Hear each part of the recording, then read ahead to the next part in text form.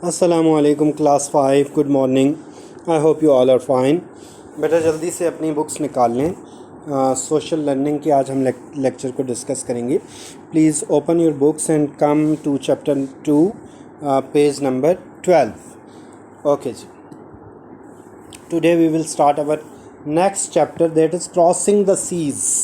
Crossing the seas का मतलब है समंदरों को क्रॉस करना। क्रॉस करने का क्या मतलब होता है? एक जगह से जाना दूसरी जगह से, मतलब आपके पास कोई भी चीज़ है जिसके दो किनारे हैं तो एक किनारे से जाना दूसरे किनारे से निकलना। ठीक है जी, आज हम क्रॉसिंग द सी के बारे में पढ़ेंगे। बेटा बहुत मज़े का चैप्टर है जिसके अंदर आपको जो है वो बहुत इन्फॉर्मेटिव चीज़ें और जो है वो पुरानी चीज़ें आपको पता चलेंगी कि लोग पुराने कैसे सफ़र किया करते थे। ठीक है, आगे आपने देखा है कि इस चैप्टर में क्रॉसिंग द सीज़ एक्सप्लोरेशन का मतलब है तलाश करना किसी चीज़ की। ओके, रीडिंग की तरफ आते हैं। टिल द 15th सेंचुरी, 15वीं सदी तक trade from the east to the west had been done by land routes. East मशरिक, वेस्ट मगरिब। तजारत मशरिक से मगरिब की तजारत ज़मीनी रास्तों के ज़रिए होती थी। Traders had long been using the silk road. ताजर बहुत अरसे से शहराए रेशम का इस्तेमाल करते थे। शहराए रेशम क्या थी? This road was a series of land routes from China to Europe. ये ये सड़क बहुत सी सड़कों का, बहुत से ज़मीनी रास्तों का मजमुआ था जो चीन से यूरोप तक जाती थी। Europeans came to know about the riches of Asia through trade and the writings of the Italian explorer Marco Polo. जो यूरोपियंस थे उन्हें एशिया की दौलत के बारे में पता चला। किससे? ताजरों से पता चला।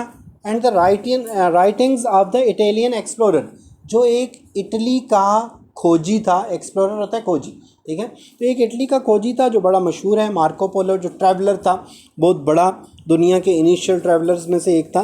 तो वो जो है उसके ज़रिए इन्हें पता चला कि एशिया तो बहुत ज़्यादा दौलतमंद है। European merchants became interested in the great wealth of Asia described bye Marco Polo. जो यूरोपियन ताजर थे वो मार्को पोलो के बताने के बाद बहुत ज़्यादा इस चीज़ के अंदर उनकी दिलचस्पी बढ़ गई कि एशिया की जो है वो दौलत के बारे में उनकी दिलचस्पी बढ़ गई। They wanted to buy and then sell Asian goods such as silk and spices for a good profit in European countries. तो they wanted to buy and then sell, उनकी ख्वाहिश थी कि वो यहाँ एशिया से ख़रीदें और फिर यूरोप के अंदर बेचें। क्या चीज़? यहाँ की सिल्क, रेशम जो है वो मशहूर थी, मसाले मशहूर थे। ठीक है, तो ये उनकी ख्वाहिश थी। Europeans were now eager to find a sea route to Asia. अब जो यूरोपियन थे वो बेचैन हो गए। ठीक है, वो बेचैन हो गए किस चीज़ के बारे में? कि हमें कोई सी रूट जो है, कोई समुंदरी रास्ता मिल जाए यूरोप से एशिया का। क्योंकि बेटा जो ज़मीनी रूट है ना वो यूरोप से एशिया का जो है वो बहुत बड़ा था। ठीक है, तो उनने कहा कि हमें समुंदरी रास्ता मिल जाए जिससे हम आसानी से पहुंच सकें। At this time the Portuguese were improving ships and sea navigation to make longer voyages. ठीक है बेटा, पुर्तगीज़ जो पुर्तगाली थे वो जो है उस टाइम के ऊपर जो कश्तियाँ बनाने का जो काम था और उसके बाद जो समंदरी सफ़र होते थे। ठीक है, वॉयजेस का मतलब है सफ़र। तो ये जो वोयाज हैं, जो समंदरी सफ़र हैं, तो ये समंदरी सफ़र के अंदर सिमत शनासी नेविगेशन होता है। सिमत शनासी का मतलब ये है कि समंदर के अंदर तो बेटा सिर्फ आपको पानी नज़र आता है, ना आपके लेफ़्ट पे कुछ होता है, ना राइट पे, ना आपके आगे ना पीछे, तो सिर्फ पानी है। तो आपको डायरेक्शन का कैसे पता चलेगा? तो डायरेक्शन मालूम करने के लिए वो जो है पुर्तगाली जो लोग थे उनने बहुत ज़्यादा काम किया। ठीक है, डिवाइसेस बनाए। They developed small ships called caravels. उनने छोटी छोटी जो है वो कश्तियाँ बनाई। ठीक है, और उन कश्तियों का नाम क्या था? कैरावेल्स। ठीक है, caravels were lighter and could travel faster than other ships of that time. जो कैरावेल्स थी वो बहुत हल्की भी थी और वो उस वक़्त की तमाम कश्तियों से ज़्यादा तेज़ चलने की उनके अंदर सलाहियत थी। दे improve the tools for navigation which were the compass and astrolabe. तो उनने जो है वो जो सिमत शनासी के जो आलात थे, टूल्स ऑफ नेविगेशन, सिमत शनासी के आलात मतलब वो चीज़ें जिससे लोग डायरेक्शंस फाइंड करते थे, उनको उनने बेहतर किया। कंपास जैसे थी, कंपास आपको पता होगा, अगर नहीं पता तो आपको पता होना चाहिए कि ये चाइनीज़ ने जो है वो बनाई थी। तो वो कंपास जो है वो भी यूज़ होती थी डायरेक्शंस के लिए। एस्ट्रोलैब जो है वो अरब लोगों ने बनाई हुई थी, ठीक है। तो ये दोनों चीज़ें डायरेक्शंस को फाइंड करने के लिए थी। Time was spent on drawing more accurate maps for sailors to use, ठीक है। इस तरह के नक्शों पर वक्त लगाया गया बनाने पर कि जो मल्लाहों के इस्तेमाल में आ सकें जब वो सफ़र करते हैं। मल्लाह कौन होते हैं? जो समंदर के अंदर सफ़र करते हैं। ओके, नेक्स्ट पेज पे आ जाएं। The Portuguese were the first Europeans to find a sea route to Asia. जो पुर्तगाली थे वो पहले पुर्तगाल भी यूरोप के अंदर ही आता है। तो पुर्तगाली जो है वो पहले यूरोपियन थे जिनको समंदरी रास्ता मिला एशिया से, कहाँ का, sea route to Asia by sailing east around the southern of Africa. Africa से एशिया का रास्ता जिन्हें मिला। Vasco da Gama, a Portuguese explorer reached the Indian coastal town of Calicut in 1498. The discovery of the sea route to India was the beginning of the age of colonization of Asia and Africa by European powers. बेटा हुआ ये था कि एक African traveller था Wesco da gamma, तो वो European traveller था, पुर्तगाली था, ठीक है। वो इसी तरह घूमते हुए, एक्सप्लोर करते हुए, तलाश करते हुए वो इंडिया के जो है वो बंदरगाह, जो कालीकट की बंदरगाह थी, 1498 में, मतलब 15 सेंचुरी स्टार्ट होने वाली थी, 1498 में वो वहाँ पे पहुँचा। तो इंडिया उसने डिस्कवर की। और बेटा वहीं से आगे कोलोनाइजेशन का दौर, नो आबादकारी होती है कोलोनाइजेशन, कहने का मतलब ये है। उसके बाद यूरोप ने जब एशिया और अफ्रीका के सी रूट्स से मिल गए, तो उसके बाद उसने अपने जाल बिछाए और एशिया और अफ्रीका के ममालिक को अपना ग़ुलाम बनाया। बेटा ये थोड़ा सा मैप देखें, ठीक है। मैप ज़रा सा देखें, यहाँ पे आपको नज़र आ रहा है, ये ऊपर जो है वो पुर्तगाल है आपके टॉप लेफ़्ट के ऊपर, ठीक है। पुर्तगाल से आप देखें उसने सफ़र स्टार्ट किया, सारा समंदर का सफ़र है। यही समंदर का सफ़र करते करते करते ये मडगास्कर के पास से जो है वो गुज़रा है, ठीक है। इसी तरह जो है वो कहाँ पे आ गया? कालीकट। जब कालीकट की बंदरगाह पे आ गया तो यहाँ पे इंडिया डिस्कवर हो गया, उन्हें पता चल गया ये भी कोई एरिया है, ठीक है। अब इंडिया तो उस वक्त बड़ा रिच था, तो एनीवेज़ वो वहाँ से कालीकट से जो है वो दोबारा वापस निकला है। तो यही सी के रास्ते जो है वो यहाँ से उसी रास्ते से आलमोस्ट होता हुआ वो वापस आया है। फिर इसी तरह से ये आपको सारा पूरा जो है वो नज़र आ रहा है कि वो यहाँ पे पुर्तगाल में जो है वो वापस आ गया, ठीक है। ओके, नीचे देखें। The Chinese had already developed advanced sea technology 100 years before the Portuguese discovered the Indian Ocean. तो जब पुर्तगालियों ने इंडियन ओशन को मालूम किया, तलाश किया, तो चाइना वाले उससे 100 साल पहले ही उनके पास इतनी एडवांस टेक्नोलॉजी थी कि चाइना वाले जो है वो उनने 100 साल पहले ही बहुत सी एडवांस टेक्नोलॉजीज़ बना ली हुई थी। They had made huge ships that could carry people, animals and had space to grow vegetables on board. उनके पास पहले ही बहुत बड़े जहाज़ थे, बहरी जहाज़ थे, बहुत बड़ी कश्तियाँ थी जो लोगों को, जानवरों को एक जगह से दूसरी जगह ले जाती थी, और उनके ऊपर आप जो है वो सब्जियां भी उगा सकते थे। The Chinese emperor from the Ming dynasty, ठीक है, मिंग ख़ानदान का जो चाइनीज़ हुक्मरान था, sent these ships out on expeditions. उसने इन कश्तियों को एक्सपीडिशन के लिए, एक्सपीडिशन होता है मुहिम जोई, ठीक है, किसी मिशन पर भेजा, to show the glory and power of his empire, ताकि लोगों को उसकी सल्तनत की अज़मत का और ताकत का पता चले। हिज एडमिरल जेंगी ही, अच्छा उसका एडमिरल होता है बेटा जो आपका जो सी के ऊपर जो कोई मिशन भेजा जाता है ना, उसमें जो आपका जिसको सब लोग फॉलो करते हैं, ठीक है। इसको एडमिरल को उर्दू में तो अमीरुल बहर कहते हैं, ठीक है, कि समंदर का हुक्मरान आप ये कह लें। तो उसने अपने एडमिरल को, जिसका नाम था जेंगी ही, उसको भेजा। Made 7 voyages up and down the Indian Ocean right up to the trip of Africa. ठीक है, उसने जो है वो 7 समंदर किए इसी इंडियन ओशन में। इंडियन ओशन से मतलब अपने इलाके से, क्योंकि चाइना था, चाइना से लेके अफ्रीका तक उसने 7 ट्रिप्स की। अब हम जो है वो ज़ेंगी ही के बारे में पढ़ेंगे कि वो ज़ेंगी ही कौन था। In the early 15th century, 15वीं सदी के शुरू में, ज़ेंगी ही नाम है, अ चाइनीज़ एक्सप्लोरर, एक चीनी खोजी, एडमिरल एंड डिप्लोमेट। एडमिरल क्या होता है, जो मैंने बताया अमीरुल बहर, एंड डिप्लोमेट होता है सफारतकार, जो एक जगह का पैगाम लेके, किसी एक मुल्क का पैगाम, बादशाह का पैगाम लेके किसी दूसरे के पास जाता है। Made 7 sea voyages to South East Asia. उसने साउथ ईस्ट एशिया, इंडिया और अफ्रीका के 7 सफ़र किए। And visited more than 30 countries, और 30 से ज़्यादा ममालिक घूमा। द कंट्रीज़ इंक्लूडेड, किन किन ममालिक में घूमा, Indonesia, Malaysia, Siam, India, Yemen, Somalia, Kenya and Arabia. He is known as the greatest sailor of the 15th century. इसको 15वीं सदी के बड़े सेलर में से, सेलर क्या होता है, मल्लाह जो समुद्री सफ़र करने वाले, तो ये बड़ा सेलर था उसका 15वीं सदी का। ठीक है, इसने बहुत ज़्यादा समुद्री सफ़र किए थे।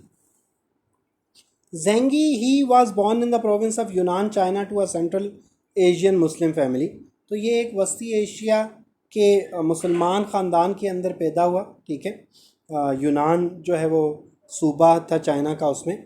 ही वॉज नेम्ड माही, इसका नाम माही था। Ma He is Chinese for Mohammad.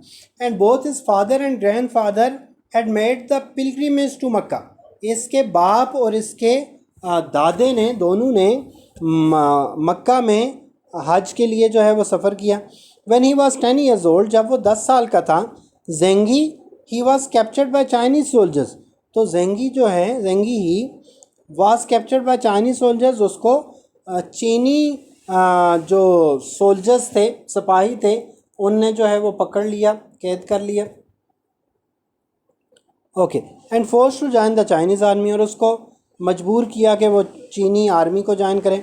He was मोर, चीनी फ़ौज को ज्वाइन करें। He was more than 6 feet tall, and with his hard work and intelligence he rose to be the companion of the Chinese emperor's son. तो वो जो है वो 6 foot लंबा था, और उसके काम की वजह से और उसकी जहानत की वजह से वो जो चाइना का बादशाह था, उसके बेटे का वो साथी बन गया। ठीक है, under the first Ming emperor, पहले जो मिंग डायनेस्टी थी, जो मिंग हुक्मरान थे पहले के, the first Ming emperor, Zheng He was made an admiral and commanded a huge fleet of nearly 300 ships with 27,000 men. उसको जो है वो अमीरुल बहर बना दिया। तो उसने बहुत बड़े जो समुद्री बेड़ा था, उसको जो है वो 300 कश्तियाँ थी, 27,000 आदमी थे, उनके समेत उसने उनकी जो है वो उनकी सरपरस्ती की। He was sent on voyages from 1405 to 1433 to establish trade links and also to show the power and glory of the Chinese emperor to the places he visited. Okay, उसको जो है वो समुद्री सफ़रों पे भेजा गया 1405 से 1433 तक, और उसका एक पर्पज़ ये था कि वो तजारती मरासिम पैदा करे, किसके साथ, मुख्तलिफ़ ममालिक के साथ, और उन लोगों को जो चाइना का बादशाह है उसकी अज़मत के बारे में बताएं। The ships were called ट्रायर ships. वो जो कश्तियाँ थी उनको ख़जाने वाली कश्तियाँ कहते थे। And were nearly 400 feet long and 170 feet wide. तो वो जो है वो 400 फुट लंबी थी और 170 फीट चौड़ी थी। They were also called junks, उनको जंक्स भी कहते थे, उनका नाम था। Arab and African merchants travelled their spices, ivory, medicines, rare woods and pearls for Chinese silk, lacquer wood and grapes when Zheng He ships arrived at their ports। तो जब Zheng He जो है वहाँ पर गया अरब में, अफ्रीका में, तो फिर वहाँ के लोगों ने जो है वो क्या क्या चीज़ें उसको बेची होंगी। तो सबसे पहले जो है वो लोगों ने उसको स्पाइसेस जो है वो बेची। ठीक है, स्पाइसेस क्या हैं बेटा? स्पाइसेस जो हैं वो मसाले हैं। तो मसाले, क्योंकि आपको पता है कि यहाँ पे मुख्तलिफ़ जगहों पे जो है वो उस वक़्त मसाले मसालों के एतबार से, जैसे एशिया है, एशिया आपका बहुत ज़्यादा फेमस था मसालों के एतबार से, तो इसी तरह से आपका यहाँ पे कहाँ गया जी? हाँ, ये है, Arab and African merchant traded their spices. तो उनने अपने मसाले बेचे। इवोरी, इवोरी जो है वो क्या है? वैसे एक तो इवोरी जो है वो यूज़ होता था, एक क्रीम होती थी जो ये हाथी दांत बनाने के लिए इस्तेमाल होती थी, शायद वही उसी तरह का कोई मटेरियल था। मेडिसन्स आपकी जो है वो अद्वियात, रेयर वुड्स नायाब लकड़ियाँ, and pearls of Chinese silk, और जो है वो चाइना की जो रेशम थी उसके मोती, ठीक है। इसी तरह से जो है वो आपकी लैक्वेर वुड, ठीक है, वो एक जगह से दूसरी जगह उनने तजारत की लैक्वेर वुड की, ठीक है। उसके बाद जो है वो ग्रेप्स और जो है वो अंगूरों की तजारत की। तो ये कहाँ से कहाँ की?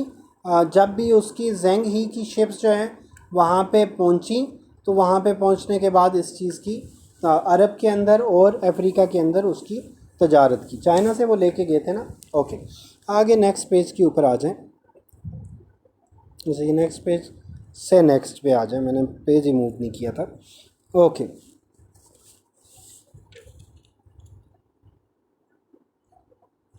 Okay ji. How Christopher Columbus discovered America. अच्छा, पहले हमने जो है वो कहाँ की बात कर ली थी? हमने पहले बात कर ली आपकी ज़ेंग ही की। अब क्रिस्टोफर कोलंबस की बात हो रही है। ड्यूरिंग द 1400s, 1400 साल मतलब 14वीं सदी में, stories of Asia's riches made European sailors ईगर्स to explore by sea. Asia की अमीरी की जो कहानियाँ थी उसने यूरोपियंस को बहुत बेचैन कर लिया। तो वो जो है वो उनने समंदर के ज़रिए तलाश करनी शुरू कर दी एशिया की। Most sailors looked eastwards for a route to Asia. तो बहुत से जो मल्लाह थे, समुद्री सफ़र करने वाले थे, उनने मशरक़ की तरफ रुख करके जो है वो एशिया को ढूंढना शुरू किया। Christopher Columbus, an Italian sailor, Christopher Columbus जो था, जो कि इटली का मल्लाह था, had already made sea voyages along the coast of Europe and Africa. वो पहले से सफ़र कर चुका था, कहाँ के? यूरोप के और अफ्रीका के, ठीक है। ये सफ़र तो उसने पहले भी किए हुए थे। तो अब उसने जो है वो नया सफ़र क्या किया, ये हम देखेंगे। एक मिनट बेटा। ओके, नया सफ़र जो है उसने क्या किया? He believe that sailing west over the Atlantic Ocean. उसने, उसका ये ख्याल था, उसका ये यकीन था कि वेस्ट की तरफ, मगरिब की तरफ जो है वो सफ़र करने से क्या होगा?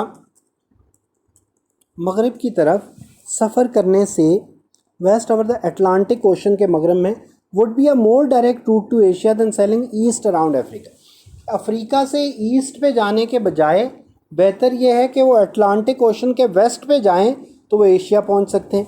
अभी हम ज़रा मैप देखेंगे ना, मैप से आपको पता चलेगा। पहले आप देख लें मैप के ऊपर आपका जो है वो अटलांटिक ओशन किधर है? ये बिल्कुल मिडल में है, ठीक है। अब जो कोलंबस था वो कहाँ से ताल्लुक़ रखता था? वो यूरोप से ताल्लुक़ रखता था, आपने पढ़ लिया। अब यूरोप देखें, यहाँ पे आपको कहाँ पे नज़र आ रहा है? यूरोप ही आपको राइट पे नज़र आ रहा है, ठीक है। अब यूरोप जो है वो राइट पे नज़र आ रहा है, तो यूरोप के राइट पे ईस्ट है, ठीक है। तो सारे लोग जो है वो ईस्ट में सफ़र करते थे एशिया को ढूंढने के लिए, ठीक है। तो उसका ये ख्याल था कि हम वेस्ट में सफ़र करेंगे तो हमें एशिया मिलेगा। अब यूरोप से आगे देखें ना, सारा समंदर ही आपको नज़र आ रहा है। तो उसने जो है वो विज़िट किया और वो गया अपने वेस्ट साइड के ऊपर एशिया को ढूंढने के लिए। Okay, King Ferdinand and Queen Isabella of Spain decided to fund his voyage of discovery to Asia. तो वो उस वक़्त के जो किंग और क्वीन थे, उनने उसे कहा कि जितना भी ख़र्चा आएगा तुम्हारे सफ़र का वो हम देंगे, तुम जो है वो जाओ, ठीक है, तुम वो सफ़र करो और एशिया को ढूंढ के निकालो। ओके, आगे नेक्स्ट पेज के ऊपर आ जाएं। When his ships touch the land, जब उसकी कश्तियों ने ज़मीन को छुआ, Christopher Columbus thought he had reach the Indies. तो क्रिस्टोफर कोलंबस को ये लगा कि वो इंडीज़ पहुंच गया है, and called that place San Salvador, और उसने उस जगह को सैन सेल्वाडोर कहा। With 3 more voyages across the Atlantic, 3 और सफ़र जो है वो अटलांटिक में करने के बाद Christopher Columbus continued to look for places in Asia but found none. उसने जो है वो एशिया के और जो है वो जगह देखने की, ढूंढने की कोशिश की, पर उसे कोई नहीं मिला। He had actually landed on a new continent. असल में वो एशिया नहीं पहुंचा था, असल में वो एक नए बरे आज़म पे पहुंचा था। This continent was America. वो कॉन्टिनेंट कौन सा था? अमेरिका। आपको मैप पे नज़र आ रहा है कि वो जब लेफ़्ट पे, वो जब अपने वेस्ट पे गया तो यहाँ पे तो अमेरिका था, तो वो अमेरिका पे पहुंचा। जैसे वो इंडियाना कह रहा था, वो इंडियाना नहीं था, इंडिया नहीं था, ठीक है, या एशिया नहीं था, वो तो आपका अमेरिका था। उस वक़्त तक अमेरिका का यूरोपियंस को नहीं पता था। An Italian explorer Amerigo's Vespucci also sailed west with 4 ships across the Atlantic Ocean in 1499। अब देखें 1400 में कोलंबस गया था, 1499 में तकरीबन 100 साल के बाद एक और इटालियन एम्परर था, वो एक्सप्लोरर था, उसने जो है वो सफ़र किया तो अटलांटिक, इसी तरह से वो भी 4 कश्तियाँ लेके गया। He reach South America and made a map of its coast lines all the way down to the south of the continent before returning home. तो वो जब गया, जब वो साउथ अमेरिका जो है वो पहुंचा, ठीक है, जनूबी अमेरिका जो पहुंचा, वो आप देखेंगे यहाँ पे आपको मैप में नीचे जो नज़र आ रहा है, ठीक है, and made a map of its coast line. तो उसके साहिली इलाकों का नक्शा बनाया, all the way down to the south, तो नीचे तमाम साउथ तक of the continent before returning home. तो उसने अमेरिका के साउथ का जितने भी एरियाज़ हैं उनका भी नक्शा बनाया घर आने से पहले। 2 years later, 2 साल के बाद, he made another expedition to South America. उसने एक और सफ़र इख्तियार किया, कहाँ का? यही साउथ अमेरिका का। He was quite sure that Christopher Columbus was wrong in thinking that these lands were part of the Indies. तो उसको ये यकीन था कि क्रिस्टोफर कोलंबस को जो लगता रहा ये इंडिया है या एशिया है, इंडीज़ है, तो उसने कहा कि ये ऐसा नहीं है। ही believed that they were part of the completely different continent. तो उसको यकीन था कि ये मुख्तलिफ कोई जो है वो बर आज़म है, उसका हिस्सा है। It turned out the Amerigo Vespucci was right, ठीक है। तो ये बाद में पता चला जो अमेरिगो है उसी के नाम पे अमेरिका फिर नाम भी उसका पड़ा। When the first map showing America as a separate continent was made, the cartographer named it America after Amerigo's Vespucci, ठीक है। तो उसी के नाम के बाद अमेरिका का नाम जो है वो अमेरिका पड़ गया, ठीक है। तो ये आपका जो है वो यहाँ तक आ गया। नेक्स्ट हम जल्दी से क्विकली इसको कर लेते हैं। Around the world the silk route throughout many centuries, बहुत सी सदियों से the silk route and spice marine route were 2 of the greatest trade routes in history. तो तारीख़ में सबसे बड़े जो तजारती जो रूट हैं, रूट क्या होता है जी आपके? रूट होता है बेटा आपका, इसकी उर्दू क्या होगी? रूट जिस पे आप जो है वो सफ़र करते हैं ना, मतलब रास्ता ही कह लें आप, ठीक है। तो जो आपके तजारती रास्ते थे, तो वो तजारती रास्ते 2 बड़े थे। एक सिल्क रूट था जैसे शाहराह रेशम कहते हैं, और एक स्पाइस मैरीन रूट था। The silk route stretched over some 8000 kilometres from the ancient Chinese capital of शेंगन across all of Asia by land through deserts and high mountains, passes to the Mediterranean Sea. It linked the people of Asia and Europe in a network of paths, cities, towns and ports. Hunza and Peshawar were part of the Silk Route. बेटा ये जो silk route था ये बहुत बड़ा था, ठीक है। ये 8000 किलोमीटर्स जो है ये फैला हुआ था, और ये चाइना से शुरू होता था और यूरोप तक जाता था, ठीक है। और इसने जो है वो एशिया के, यूरोप के लोगों को जो है वो आपस में मिलाया हुआ था, ठीक है। तो पाकिस्तान में भी हुंजा, जिस तरह हमारा गिलगित का पार्ट है वहाँ से, और पेशावर जो है वहाँ से ये सिल्क रूट गुजरता था। In the mid of 12th century, आप नीचे देख सकते हैं, आपको नक्शे के अंदर भी नज़र आ रहा है, ठीक है। In the mid of 12th century, 12वीं सदी के दरमियान में, trade along the silk route flourished greatly because of the 3 reasons. तो यहाँ पे तजारत जो है वो शाहराह रेशम के इर्द गिर्द बढ़ गई। क्यों? Firstly the Mongol succeeded in controlling the whole of the silk route from 1260 to 1368। तो वो 1 सदी के जो तकरीबन अरसा है उसमें मंगोलों की हुकूमत बन गई। तो सिल्क रूट सारा मंगोलों के पास आ गया, तो ये यहीं के लोग थे, तो इसलिए जो है वहाँ पे ट्रेड बहुत ज़्यादा बढ़ गई। They imposed order and security to the trade routes. अब उनने क्या किया था कि उनने ये जो तिजारती रास्ते थे इनके ऊपर सिक्योरिटी बहुत अच्छी कर दी थी। तो आपके तिजारत वाले को क्या चाहिए होता है, सिक्योरिटी चाहिए होती है कि उसके माल को कोई नुकसान ना पहुँचाए। Secondly, the Islamic empire across North Africa, the Middle East, Persia and South East Asia made it easy for travellers as it provided a common civilisation. ठीक है, एक तरफ तो मंगोलों की थी, उनने ट्रेड रूट की हिफाजत की, दूसरी तरफ इस्लामिक एम्पायर थी जो नॉर्थ अफ्रीका था उसके अंदर भी, मिडल ईस्ट के अंदर भी, ठीक है, और आपकी पर्शिया जो ईरान है उसके अंदर भी, साउथ ईस्ट एशिया के अंदर भी।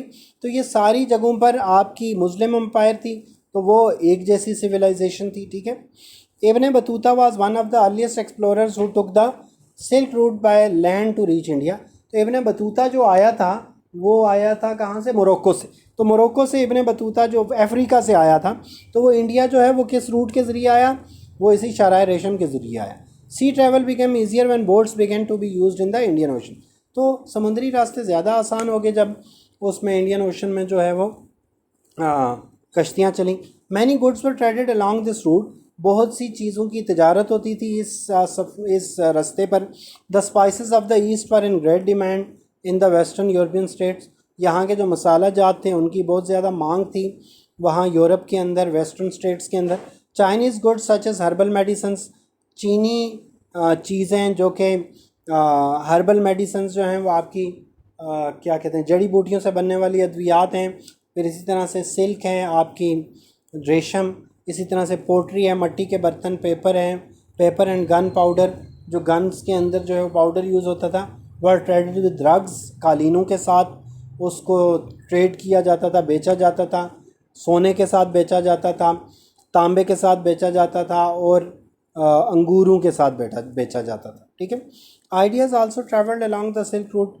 सिल्क रूट की वजह से जब लोग मुख्तलिफ इलाकों के मिलते थे तो एक दूसरे के आइडियाज़ भी जो है वो एक जगह से दूसरी जगह जाते थे। Buddhism was brought to China from India.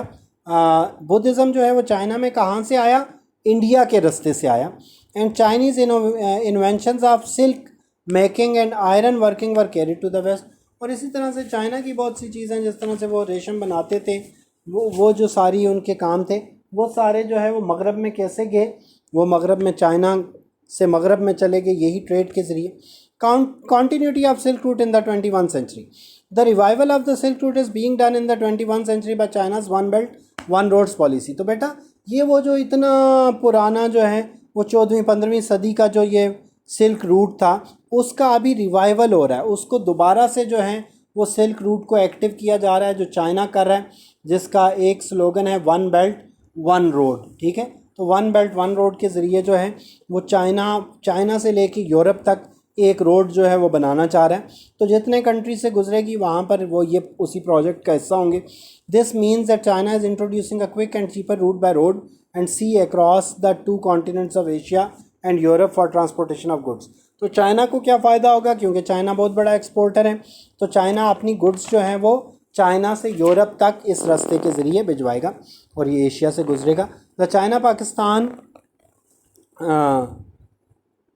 Pakistan economic corridor in Pakistan is part of this plan. तो पाकिस्तान के अंदर जो आपने पहले भी शायद सुना हो CPEC, जिसको जो है वो चाइना पाकिस्तान इकनॉमिक कॉरिडोर कहते हैं, वो इसी ओवरऑल जो है वो उसका एक हिस्सा है, प्लान का हिस्सा है। The road will connect Gwadar port in the south all the way north to the Khunjerab pass to enter China. तो ये ग्वादर पोर्ट जो हमारे बलूचिस्तान के अंदर है और आपका जो खुंजराब पास जो गिलगित के अंदर है, इसको आपस में रोड मिलाएगी। और आपको पता है कि ग्वादर के बाद जो है वो आप आगे जो है वो ईरान में दाखिल हो जाएंगे और इसी से आगे वो रूट चलेगा। Goods will come by ships to Gwadar and then take the long route. तो गुड्स जो हैं ऐसा भी हो सकता है कि समंदरी सफ़र के ज़रिए ग्वादर तक आ जाएं और वहाँ से आगे जो है वो लैंड रूट हो। This will be a faster route to move goods. तो ये चीज़ों को एक जगह से दूसरी जगह ले जाने का तेज़ तरीन रूट होगा। ठीक है बेटा, तो ये आपकी सारी इस चैप्टर की रीडिंग थी। आपको मैंने तेज़ करवा ली, जल्दी में करवा ली। आपने इस रीडिंग को, इस लेक्चर को 2-3 दफ़ा सुनना है, रीडिंग 2-3 दफ़ा करनी है। इसकी जो एक्सरसाइज है वो एक्सरसाइज मैं आपको भिजवा दूंगा, वो आपने अपनी नोटबुक्स के ऊपर करनी है। ठीक है। सारी एक्सरसाइज जो है वो आपने बहुत खूबसूरत तरीके से अपनी नोटबुक पे करनी है। हमारा आज का लेक्चर यहाँ पे कंप्लीट हुआ। अपना ख्याल रखिएगा। Take care. अल्लाह हाफ़िज़।